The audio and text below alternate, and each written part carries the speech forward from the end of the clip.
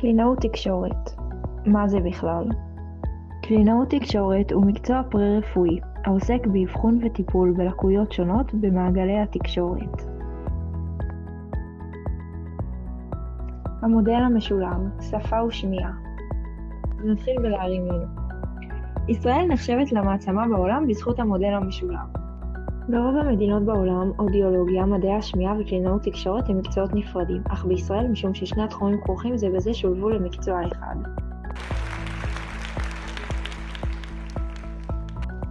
מה בעצם תפקידו של הקלינאי? איתור, זיהוי מוקדם של קשיי שפה ותקשורת כדי לאפשר לתלמיד השתתפות מיטבית בחיי הגן.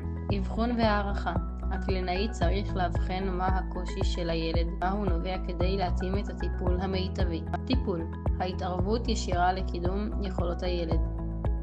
מניעה, בנוסף לטיפול הקלינאי מדריך את צוות הגן וההורים בתרגילים טיפוליים כדי למנוע היווצרות פערים לימודיים, חברתיים ורגשיים. השפה שלנו מורכבת מ5 תחומים שחייבים לעבוד יחד: פונולוגיה, פרגמטיקה, תחביר, מורפולוגיה וסמנטיקה. פונולוגיה, היכולת להבין ולהפיק צלילים.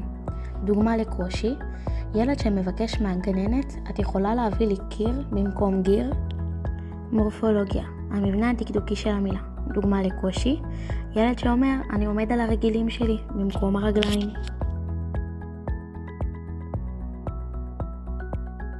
תחביר, ארגון משפט. דוגמה לקושי, ילד שאומר, הילד נשך את הכלב במקום הכלב נשך את הילד. סמנטיקה, אוצר מילים והבנת משמעות. דוגמה לקושי, ילד שרואה זברה ואומר, הנה סוס בפיג'מה. פרגמטיקה, השימוש בשפה בסיטואציות חברתיות. לדוגמה, ילד ששואל גננת, למה יש לך שערות באף? הוא לא מבין מה זה חוסר טקט. יש לו קושי פרגמטי. בכל התחומים האלה קלינאי תקשורת מטפל. אז איך בעצם הוא עושה את זה? הטיפול נעשה דרך משחק וחוויה, תוך שילוב עקרונות מדעיים. מה למשחק? משחק בזוגות מינימליים. הילד יצטרך לבחור בין קיר לקיר, ובכך יבין ששינוי פונמה אחת משנה את המילה כולה. עוד שיטה חווייתית ללמידה היא שיטת אפקט ההפקה. כדי ללמוד מילה חדשה, הילד לא רק מקשיב, הוא גם צועק או עושה תנועות עם הגוף, וכך הוא זוכר את המילה בצורה טובה יותר. קלינאי תקשורת במשרד החינוך.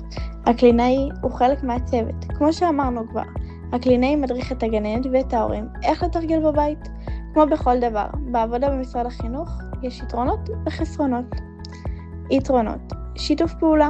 היכולת לעבוד יחד עם הגננת והפסיכולוג נותנת מעטפת שלמה לילד.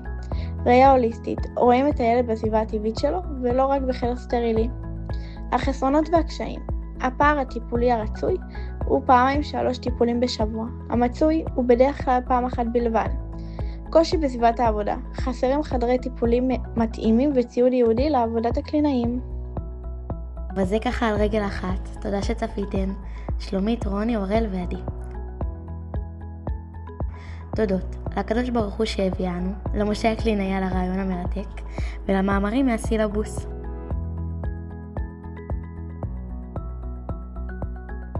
והכי חשוב, כן, התחנפות קלה. לסטלה המרצה הכי מושלמת בעולם שתביא לנו ציון מעולה, ותכלס, בלעדיה לא היה סרטון. גוביי!